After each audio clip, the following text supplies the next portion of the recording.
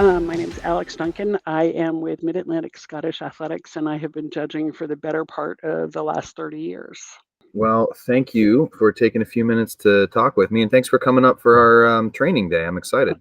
I'm excited too. It's going to be a good time.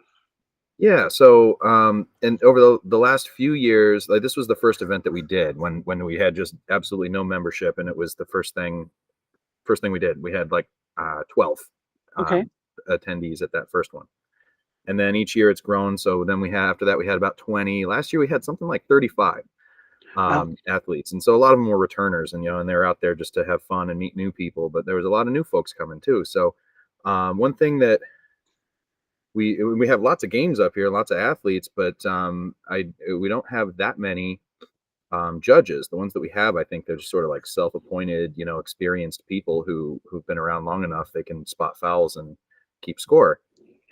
So I thought this would definitely be a good way to sort of um, pump up our support system and try and get some trained judges up here who are invested in coming out and helping the game. So, how long have you been training judges? We've done it mostly informally, and I've been training judges for probably 10 years at least. Okay. Uh, What should somebody expect if they're thinking about signing up for this clinic? well, partly I want people to ask questions about what they want to know about judging. But there's a lot of weird things that we found out this past weekend about scorekeeping and stuff because traditionally I've taken care of producing all of the score sheets and everything, and somebody else made them, and they did some things differently than I did, and there was a reason why I do things the way I did, and you discover things that you take for granted are not necessarily taken for granted by other people. So it's going to be about exploring what everybody knows and what they don't know, and some of the reasoning behind what I do as a judge and what I don't do as a judge.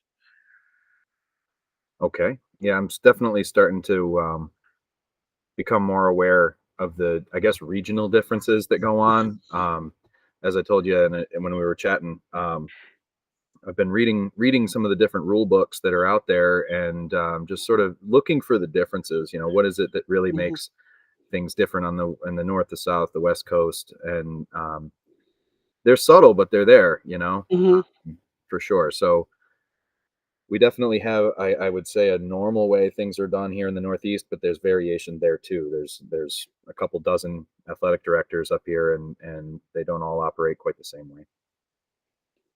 I will say that working with the Association of Scottish Games and Festivals has taught me a lot. They wanted to see if we could bring all of the athletics under one umbrella group. And we've tried to explain to them over and over that each area is its own little fiefdom and everybody likes doing things their way. And what I will teach you, what I do as a judge will not necessarily be the way that you guys will do it 100%. But at least there's some core basics which are good. There's definitely some folks here that won't change their mind, but I'm guessing those aren't the ones signing up for the clinic. So Probably not. I'd like uh, them to though. that'll be fun. So Yeah. what do you what are you thinking? What is the plan or the run of the show for the day? I know how the training day works from the athlete side, but what would be your ideal schedule and setup and space? Um, I'm hoping that we're working with the athletes to some degree for part of it because there's no way you can learn to judge without actually seeing people throw and seeing what they do. I'd like to sit down and go over the rules and the things that I think are differences in the rules in different areas, including how some people use track and field rules, which kind of, to me, don't make sense for Highland Games athletics. But we'll go over the rules and then talk about what's happened with them, what they've seen on the field, either as an athlete or a judge or a spectator, and figure out how we can make that so that the athlete is getting the best experience possible, and the judges are being fair and reasonable. Okay. So our usual format is um, we start at about 9, and we'll take the first 3 hours of the day just to do rotating stations of Mhm. instruction. Um, and so we'll run through generally the light events. So we'll have open stone and lightweight and light hammer, Okay. caber sheaf and wob. and everybody gets, roughly 30 minutes at each of those stations, and we have some of our more experienced friends come coach, and then we take about an hour break for lunch, and after lunch we put everybody into flights, and we run, I guess, a mock competition, so Okay. everybody gets used to the shag order and where they should be standing, and how to hold the measuring stick, and how to just sort of be effective at competition. And they get some baseline numbers too to compare things against, because for the newcomers coming out, they throw the stone, and was that good? Was that not good? I don't know. And I give them some information to compare against, and they're often, I guess, surprised at hey, I'm throwing above average across the board on my first day, and that's very encouraging. So maybe that works well with your plan then. That the afternoon, when we're treating it like it's a real competition, um, Yeah. the judge trainees can judge. Yeah.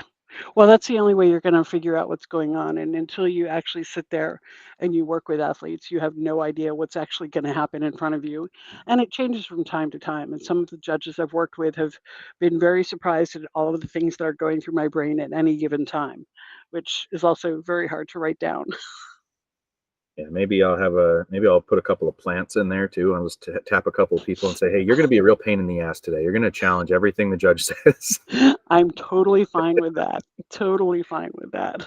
You guys have quite an impressive schedule of games.